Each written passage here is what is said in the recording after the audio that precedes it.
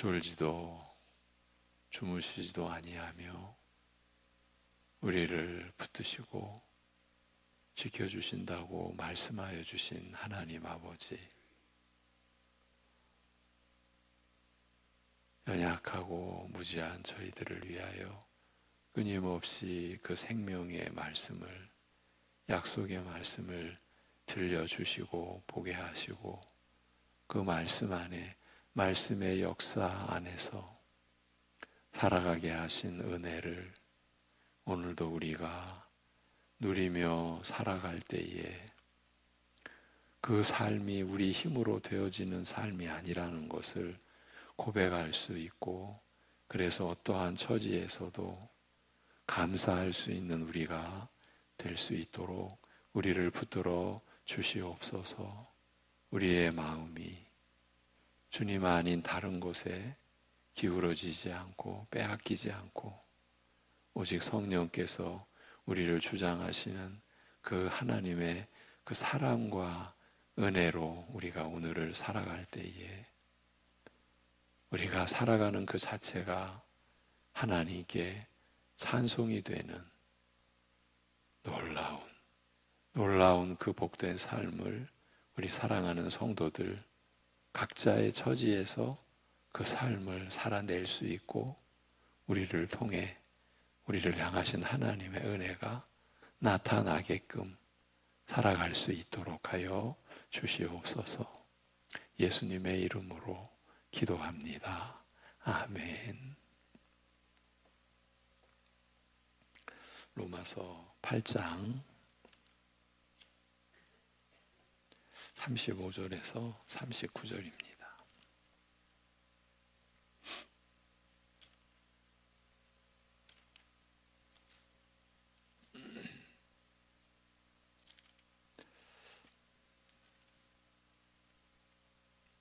로마서 8장 35절에서 39절 같이 보시겠습니다.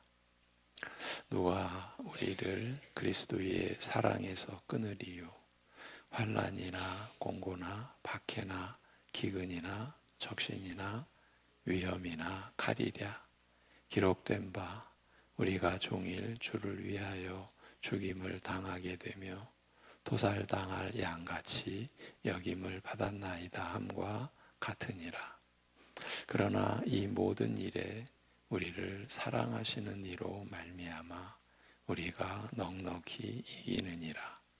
내가 확신하노니 사망이나 생명이나 천사들이나 권세자들이나 현재일이나 장래일이나 능력이나 높음이나 깊음이나 다른 어떤 피조물이라도 우리를 우리 주 그리스도 예수 안에 있는 하나님의 사랑에서 끊을 수 없으리라.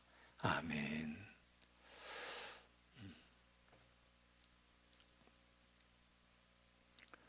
네.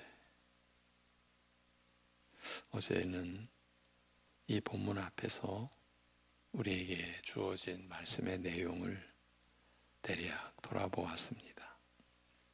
그 부분만 다시 보고 본문의 말씀을 나누겠습니다.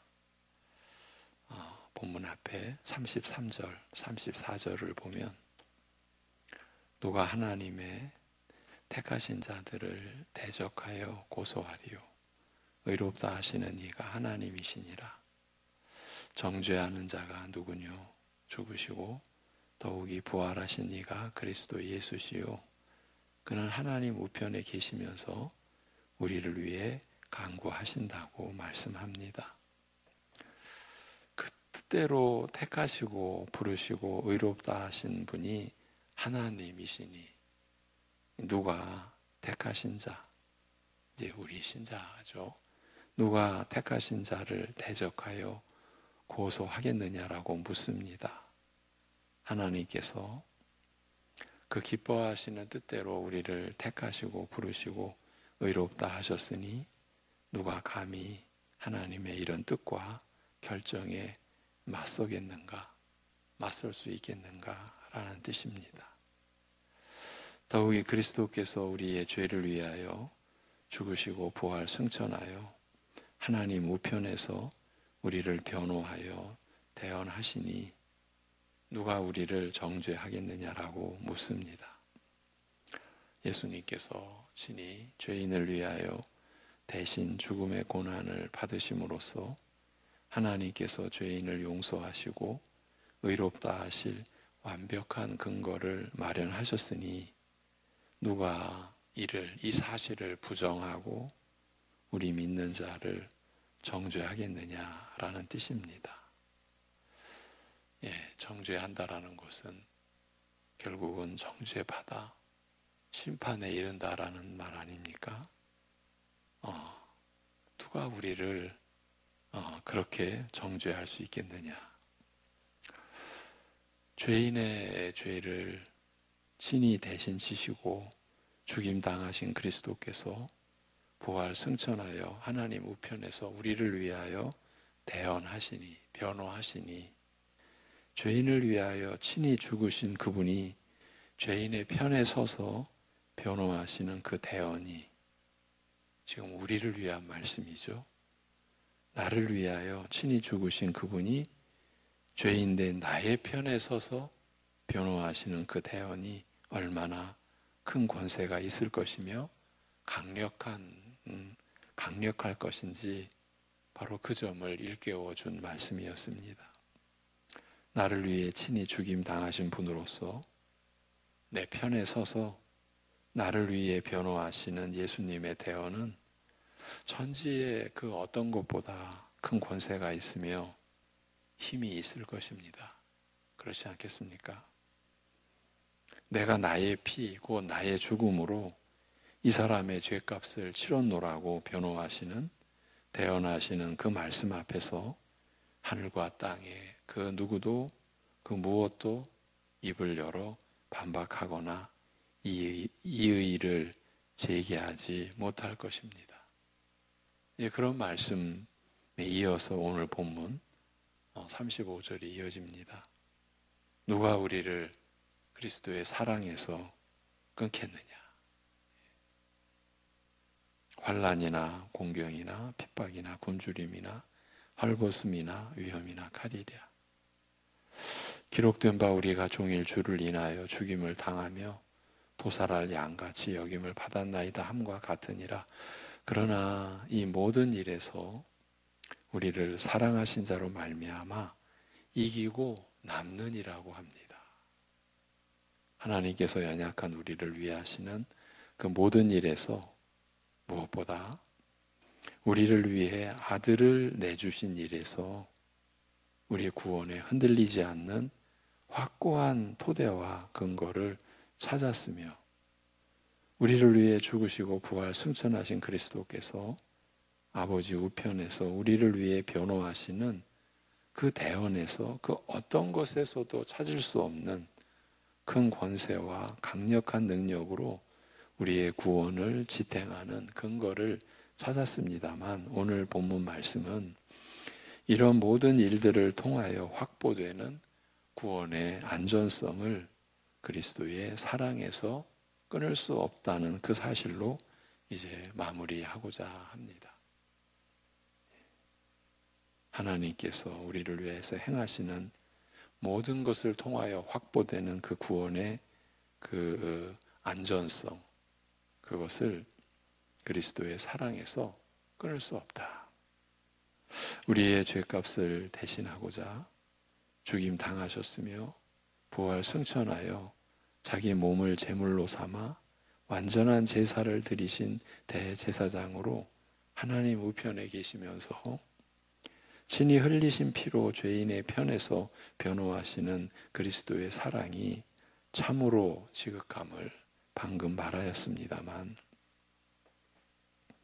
누구도 이 지극한 사랑에서 우리를 끊을 수 없으리라고 단언하는 한마디의 말로 연약한 우리에게 무한한 확신과 평안과 안심을 주고자 합니다. 환난이나 공경이나 핍박이나 굶주림이나 헐벗음이나 위험이나 칼이라 할지라도 이 사랑에서 우리를 끊지 못하리라고 말씀합니다. 주의 이름을 위하여 종일 도살할 양같이 취급받는다고 하여도 그 모든 일에서 우리를 사랑하신 자로 말미암아 이기고 남는다라고 말합니다.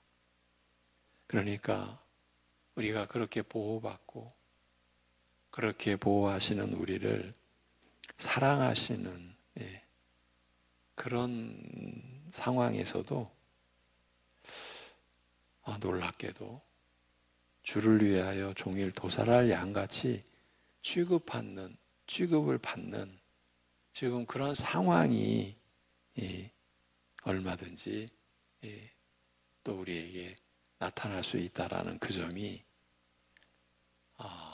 우리를 향하신 하나님의 그 말할 수 없는 은혜와 사랑을 말씀하시는 가운데서도 또 드러나고 있다라고 하는 점이 참으로 우리가 주목하지 않을 수 없는 그러한 내용입니다. 38절에서 내가 확신하노니 죽음도 생명도 천사들도 권세자들도 현재의 일도 장차 올 일도 능력들도 높음도 낮음도 이제 이것을 묶어서 그 어떤 다른 피조물도 그렇죠. 이 세상에 있는 모든 것이 결국은 하나님께서 창조하신 세계 안에 있는 것이지 않습니까? 죽음도 생명도 천사들도 권세자들도 현재의 일도 장차 올 일도 능력들도 높음도 깊음도 낮음도 또 그 어떤 다른 피조물도 우리 주 그리스도 예수 안에 있는 하나님의 사랑에서 끊을 수 없으리라고 합니다. 우리의 구원은 그리스도의 사랑 안에 머무는 것과 같으며 구원에 대한 우리의 확신은 이 사랑에 대한 확신과 다르지 않다는 점을 우리에게 일깨워주고 있습니다. 우리의 구원은 그리스도의 사랑 안에 머무는 것과 같다. 구원에 대한 우리의 확신은 바로 이 사랑에 대한 확신이다. 그 확신과 다르지 않다. 그리스도의 사랑은 또한 하나님의 사랑과 분리될 수 없습니다. 하나님께서 세상을 지극히 사랑하사 아들을 보내셨으며 아들은 아버지의 이런 뜻을 이루고자 자신을 죽음에 내주셨기 때문입니다. 그리하여 그리스도 예수 안에 있는 하나님의 사랑이라고 말하는 것입니다. 여러분, 우리 이제 신자된 우리가 이렇게 표현해야 될 것 같습니다. 날이 갈수록 우리 안에서 분명히 드러나고 확인되고 우리가 살고 있는 그 영적인 그 자리는 바로 하나님과 우리 주 예수 그리스도의 그 사랑을 또 일깨워 주시는 성령님의 그 역사, 하나님의 그 사랑이 또 성령님을 통하여 우리에게 쏟아 부어진 바 되었다고 앞에 로마서 5장에서 말씀하셨듯이 결국은 성부, 성자, 성령 하나님의 사랑 안에 우리가 있는 거죠. 이것이 구원의 삶인 거죠. 그렇다면 우리를 통해 결국은 나타내져야 되는 것은 그렇게 우리를 위하신 하나님의 사랑인 것이죠. 그래서 하나님의 법, 하나님의 계명이 결국은 하나로 우리에게 주어지지 않습니까? 서로를 사랑하라. 요한일서에서 우리에게 주어진 계명은 바로 이것이니 우리 주 예수 그리스도를 믿고 서로를 사랑하는 것이다. 왜? 우리가 성부, 성자, 성령 하나님의 사랑 안에 있으니까. 그러니까 우리 안에서 나타내져야 될 것은 결국은 이 사랑이니까. 그리스도 예수 안에 있는 하나님의 사랑이라. 우리가 지금 나누고 있는 그 내용을 이 한마디로 본문은 규정해 주고 있습니다. 로마서 5장은 우리의 소망이 낙심으로 끝나지 않고 반드시 이루어질 것을 확신하는 그 확신은 하나님의 사랑이 성령님을 통하여 우리 마음에 쏟아 부어진 것에 근거를 두고 있음을 알리되, 소망이 부끄럽게 아니함은 우리에게 주신 성령으로 말미암아 하나님의 사랑이 우리 마음에 부은 바 됨이니, 이렇게 기록되어져 있어요. 이 사실 우리에게 이렇게 기록된 말씀으로 알려주고 있어요. 성령으로 말미암아, 우리에게 주신 성령으로 말미암아 하나님의 사랑이 우리 마음에 부은 바 됨이니. 그러니까 우리가 성령님으로 말미암아 그리스도를 주라, 그렇게 고백하게 되지 않습니까? 그런데 그 성령님으로 말미암아 고백되어지는 그 그리스도는 곧 하나님의 사랑 그 자체다, 그 실체다, 그 전체다. 예. 성령님으로 말미암아 하나님의 사랑이 우리 마음에 부은 바 됨이니, 우리가 아직 연약할 때 기약대로 그리스도께서 경건치 않은 자를 위하여 죽으셨도다라고 기록하고 있습니다. 로마서 5장 5, 6절의 말씀입니다. 아직도 하나님을 대적하고 거역하는 죄인임에도 사랑하신 사랑이라. 그러니까 사랑할 만한 여지가 있어서 하나님께서 우리를 귀엽게, 사랑스러운 존재구나, 그렇게 사랑하여 주신 그런 사랑이 아닌 거예요. 여전히 아직도 하나님을 대적하고 거역하는, 결국은 원수 아닙니까? 그런 존재임에도 불구하고 사랑하신 사랑이요. 아버지께서, 그런데 그 사랑이 어떤 사랑이냐 하면 아들을 내주신 사랑이며, 이처럼 아들까지 주셨으니 그 어떤 것도 아끼지 않으실 사랑이라고 말하는 거예요. 여러분, 우리가 평생 이 사랑을 묵상하고 이 사랑을 더 알아가고 또 느끼게 되고 그런 것이, 그것이 바로 우리 신자의 일생 아닙니까? 예. 아버지께서 아들을 내주신 사랑, 그러니 그 어떤 것도 아끼시겠느냐, 아버지께서, 이렇게 말하는 게 로마서 8장 아닙니까? 마지막 날의 진노에서 건지시고 그리스도와 함께 생명을 누리게 하실 바로 그 사랑이라. 그러니까 그 하나님의 사랑은 마지막 날까지 역사하고 우리의 모든 것을 주장하실, 그래서 그리스도와 함께 영원한 생명을 누리게 하실 그 사랑이라고 하였습니다만, 바로 이 사랑을 확신하는 것이 마지막 영생에 대한 확신으로 직결되는 것입니다. 우리가 그리스도의 그 십자가 구속의 역사와 은혜, 우리 위에 죽으시고 부활하심에 우리가 마지막 영생에 대한 확신을 갖는 것 아닙니까? 그런데 그 확신의 그 내용인즉 바로 아들까지 내어주신 사랑이라는 것이죠.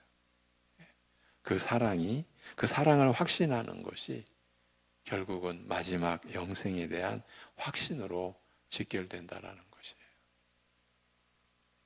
하나님께서 베푸신 사랑의 지극함이 바로 그 사랑의 진실성을 보증하는 증거라고 말하는 것이에요. 이것이 로마서 우리가 앞서 보았던 5장의 내용이에요. 6절부터 들려드리면, 우리가 아직 연약할 때 기약대로 그리스도께서 경건치 않은 자를 위하여 죽으셨도다. 여러분, 경건치 않은 자를 위하여 죽으셨다라고 하는 것은 웬만큼 사는데 하나님 앞에서 좀 모자람이 있다, 그런 의미가 아니에요. 의인을 위하여 죽는 자가 쉽지 않고 선인을 위하여 용감히 죽는 자가 혹 있거니와, 우리가 아직 죄인 되었을 때 그리스도께서 우리를 위하여 죽으심으로 하나님께서 우리에게 대한 자기의 사랑을 확증하셨느니라, 이렇게 말씀을 해요. 우리는 참 이러한 말씀에 붙들려 산다라는 게 우리의 힘이 아니라는 것을 우리가 우리를 통해서 사실은 증거해낼 수 있어요. 우리는 그 하나님의 사랑을 우리가 아직 죄인 되었을 때에, 연약할 때, 하나님을 깨닫지도 찾지도 못하는 그때에, 하나님과 원수 되었을 때에 그리스도께서 우리를 위하여 아버지께서 내어주셨잖아요. 그래서 그리스도께서 우리를 위하여 죽으심으로 하나님께서 우리에게 대한 그 사랑, 자기의 사랑을 확증하셨는데, 우리는 이 사랑의 그 확증된 그것조차도 우리는 제대로 붙들지 못하고 살고 있는 우리 자신을 우리가 보고 있지 않습니까? 달리 말하면 우리는 다른 것에서 그 사랑의 확증을 증거받고자 하는 거예요. 그 다른 것이 무엇이겠습니까? 우리 육신의 것이죠. 결국 그 육신의 것은 우리의 탐욕의 대상인데, 우리는 그러한 탐욕의 자리에서 하나님의 사랑을 확인하려고들 하죠. 결국은 그런 구조 안에서는 남들과 나와의 어떤 차이나 어떤 구별되는 것, 또 그것을 우리가 붙들려고 하는 거죠. 이만큼 내가 남들과 다르다. 거기에서 나를 향한 하나님의 사랑을 찾으려고 하는 그러한 우리 자신을 우리가 얼마나 그동안 발견해 왔습니까? 우리 자신을 본 거죠. 그러한 우리를 참으로 끝까지 긍휼히 여겨주시고 오래 참아주시는 그 은혜가, 그래서 베드로 사도가 그의 마지막 서신 그 유언과 같은 베드로 후서에서 주의 오래 참으심이 우리의 구원이라, 우리의 구원이 됨이라고 그렇게 말씀하고 있지 않습니까?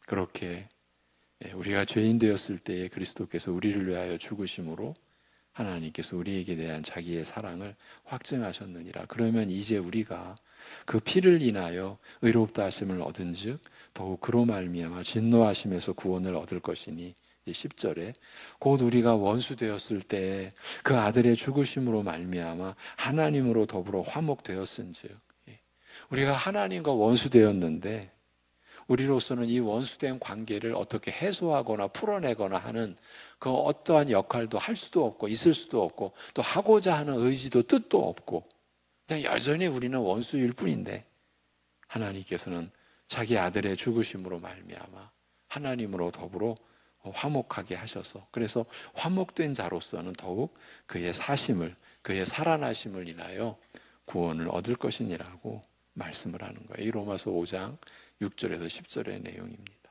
그리스도 안에서 나타내신 하나님의 이런 지극한 사랑을 알아가는 그 깊이만큼 하나님 사랑의 진실함에 대한 확신도 분명해지며 우리 구원에 대한 확신과 소망도 그만큼 확실해지는 것입니다. 그래서 우리가 말씀을 사랑하는 것입니다. 이 로마서 말씀을 사랑하는 것입니다. 성령을 통하여 우리 마음에 쏟아 부어져 생생하게 살아있는 이 사랑은 하늘과 땅의 그 어떤 것도, 현재와 미래의 그 어떤 것도 무너뜨리지 못한다. 이렇게 말씀합니다. 오늘 본문이. 믿음으로 새 삶을 시작하였으나 닥치는 것은 환난과 공경과 핍박이요 굶주림과 헐벗음과 위험이요 심지어 칼로 죽임을 당하는 일이라면 과연 이것이 구원인가 하는 회의와 낙심에 빠질 수도 있을 것입니다만, 그러나 이런 것들이 결코 우리를 그리스도의 사랑에서 끊지는 못한다고 말합니다. 우리가 종일 주를 위하여 죽임을 당게 되며 도살할 양같이 여김을 받았나이다라고 한 이 시편 44편 11절을 인용하였습니다만 그 내용은 평범한 것이 아닙니다. 이방과 세상에 둘러싸인 채 핍박과 조롱과 욕을 당하는 가운데서도 이게 지금 구약의 상황, 시편 44편이 기록된 그 상황입니다. 이방과 세상에 둘러싸인 채 핍박과 조롱과 욕을 당하는 가운데서도 하나님을 잊지 않고 그의 언약을 어기지 않으며 뒤로 물러나서 주의 길에서 떠나지도 않으며 오직 주를 의지하여 대적을 누르며 주의 이름으로 짓밟고자 그 대적을 대하고자 믿음으로 하나님의 신령한 전쟁에 나섰으나 결과는 참담하였습니다.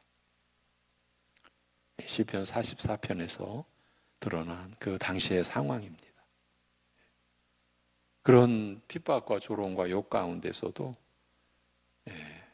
오직 주를 의지하여 대적을 누르고 주의 이름으로 그 대적을 짓밟고자 승리하고자 믿음으로 하나님의 신령한 전쟁에 참여했으나 결과는 참담하였을 뿐이라는 거예요.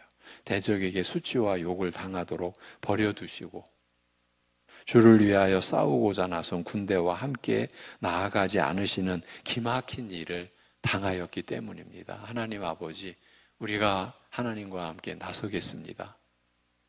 그 신령한 전쟁에 참여하겠습니다.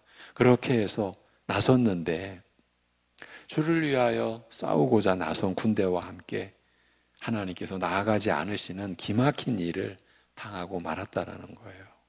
주를 위하여 전쟁에 나선 군대와 함께 나아가지 않으시고 저희로 하여금 수치와 욕을 당하도록 버려두시면 이들은 어찌하라는 말입니까? 지금 이런 상황이 우리가 보고 있는 이 구절에 인용이 된 거예요. 바울 사도가. 그래서 우리가 종일 주를 위하여 죽임을 당케 되며 도살할 양같이 여김을 받았나이다. 이것은 하나님의 이름으로 신령한 전쟁에 나섰으나 참담하게 패배하여 비참한 그 상황에 처하게 된 것을 아뢰는 말입니다. 그러니까 간단한 내용이 아니라고 말씀을 드린 거예요. 그런 중에 안타까이 호소하되 그 시편 44편에 주여 깨소서, 지금 주님께 하소연하는 겁니다. 주여 깨소서, 어찌하여 주무시나이까? 일어나시고 우리를 영영히 버리지 마소서. 어찌하여 주의 얼굴을 가리우시고 우리 고난과 압제를 잊으시나이까? 잊으신 것처럼 어떻게 그렇게 계실 수 있으십니까? 지금 그렇게 하소연하는 거죠. 우리 영혼은 진토에 구부르고 우리 몸은 땅에 붙었나이다. 완전히 이 땅에 널브러졌다라는 거죠. 패배하고 참담한 그 패배 속에 모든 것이 무너져 내렸다라는 거죠. 그러니 일어나 우리를 도우소서. 주의 인자하심을 인하여 우리를 구원하소서. 하나님의 선하심과 인자하심만을 우리가 붙들고 있사오니 그 주의 인자하심을 인하여 우리를 구원하소서라고 부르짖습니다. 이것이 시편 44편 내용입니다. 로마서는 바로 이 시편 44편에 이런 내용을 인용함으로써 신자에게 이런 기막힌 일이 닥칠 수도 있음을 알리고자 하는 것입니다. 사도 바울도 이런 비슷한 일을 겪으면서 그 심정을 피력하되 하나님이 사도인 우리를 죽이기로 작정한 자 같이 미마 아래 두셨으며 우리는 세계 곧 천사와 사람에게 구경거리가 되었노라. 모욕을 당한 즉 축복하고, 그런데 그렇게 구경거리가 되었는데 그렇게 후욕을 당한 즉 축복하고 핍박을 당한 즉 참고 비방을 당한 즉 권면하니 우리가 지금까지 세상의 더러운 것과 만물의 찢기같이 되었도다 라고 적고 있습니다. 이로 고린도전서 4장 9절 이하의 내용입니다. 우리가 만물의 찢기같이 되었도다. 하나님께서 사도인 우리를 죽이기로 작정하신 분 같이, 그래서 우리에게 이러한 일까지 우리에게 이루어졌다. 시편 44편에 그 기막힌 그러한 일을, 기막힌 상황을 사도 바울도 비슷하게 겪고 있는 그 상황을 그렇게 피력한 겁니다. 여러분, 이것이 성경의 진실입니다. 우리의 현실을 성경은 외면하지 않고 또 우리의 현실을 성경은 가리지를 않습니다.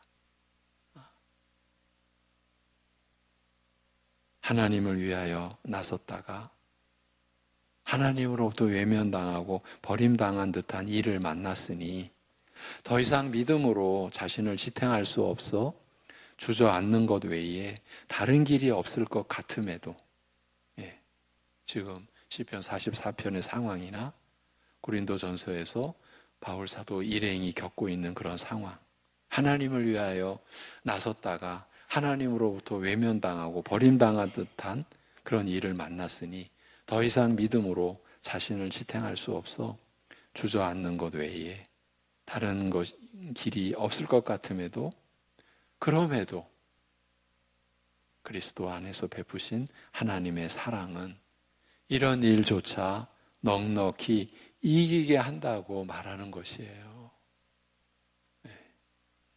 성도가 겪는 시험의 혹독함을 말한다면 성경의 대표적인 고난의 인물, 그 시대나 그 상황 배경이 가장 신비로운 인물, 욥. 여러분, 이 고난의 이 상황을 성경이 대표적으로 욥을 들어 말씀하는데 이 욥의 시대를 교회는, 신학자들은 분간을 못해요. 아브라함의 시대 아닐까 이렇게까지도 보는 거예요. 이러한 점은 결국은 하나님 나라, 하나님께서 약속하신 하나님의 나라가 일어나며 전개되는 그 모든 시대를 다 품고 있는 그런 암시를 위한 것이 아닐까 그렇게 싶기도 합니다. 그렇게 여겨지기도 합니다. 신자가 겪는 시험의 혹독함을 성경은 욥을 예로 들어 보여주고 있습니다. 그리고 욥이 겪은 시험의 가장 고통스러운 부분은 욥의 그 고난을 여러분 대략 아시죠? 이건 어떻게 말로 형용할 수 없는 어쩌면 인간으로 감당할 수 없는 거죠. 어떻게 감당하겠습니까? 그런데 욥이 겪은 그 시험의 가장 고통스러운 부분은 바로 내가 하나님으로부터 버림당했다, 버림받았다. 바로 이것이었어요. 하나님께서 나를 버리셨다는 그 절망이었어요. 하나님으로부터 버림당하였다는 것은 하나님에 대한 믿음과 소망이 불가능하다라는 그 뜻 아닙니까? 하나님께로부터 버림을 당한 상황에서 어떻게 하나님에 대한 믿음과 소망을 견지해낼 수가 있겠습니까? 나를 버리신 하나님께 무슨 믿음이나 소망을 가질 수 있겠습니까? 예수님께서도 죽음의 가장 고통스러운 순간에 호소하신 것이 내 하나님이여 내 하나님이여 어찌하여 나를 버리셨나이까? 곧 하나님으로부터 버림받는 고통이었습니다. 그 욥의 고통까지도 안으시고 우리 주님께서 그 십자가 고난 가운데 그 죽음의 가장 고통스러운 순간에 호소하신 것은 다름 아닌 하나님 어찌하여 나를 버리셨습니까? 왜 나를 버리셨나이까? 하나님으로부터 버림받는 고통이었습니다. 그러나 예수님 안에서 베푸시는 하나님의 지극한 사랑은 이런 시험도 감당케 한다, 이기게 한다. 그래서 그 기막힌 시편 44편의 상황이 우리가 욥을 연상하지 않을 수 없고 십자가에서 엘리 엘리 라마 사박단이라고 시편 21편에 또 시편 22편에 이 고백이죠. 하나님 어찌하여 나를 버리셨나이까? 이 시편 22편에서 그 구약의 시편 기자가 예수님의 십자가 상의 고백을 미리 이 세상에 고백했었어요. 그 내용을 지금 소환하고 있어요. 로마서 8장이. 지금 우리가 어떠한 내용인가를 알고 있는데 그 상황에서 이 지금 기막힌 상황이 소환되는 거예요. 왜 소환됐습니까?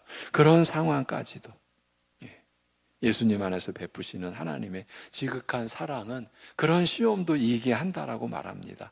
이런 시험도 그 사랑에서 우리를 끊지 못한다고 말합니다. 예수님께서는 아버지여 내 영혼을 아버지 손에 부탁하나이다 라는 신뢰와 믿음으로 이 시험을 이기셨습니다만, 그리스도를 믿는 우리는 그 안에서 베풀어지는 하나님의 진실한 사랑으로 말미암아 이런 시험까지 이기는 것입니다.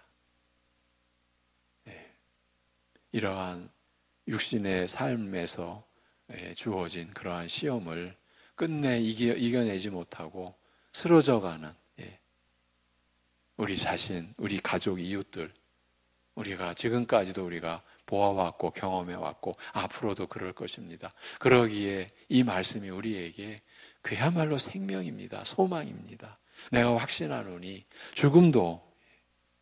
죽음을 소환했습니다. 죽음도 생명도 천사들도 권세자들도, 그러니까 어떤 영적 존재들도, 현재의 일도 장차 올 일도, 우리의 염려와 근심은 장차 올 일에 쏟아지지 않습니까? 그 장차 올 일도, 능력들도, 높음도 낮음도, 그 어떤 다른 피조물도 우리 주 그리스도 예수 안에 있는 하나님의 사랑에서 우리를 끊을 수 없으리라고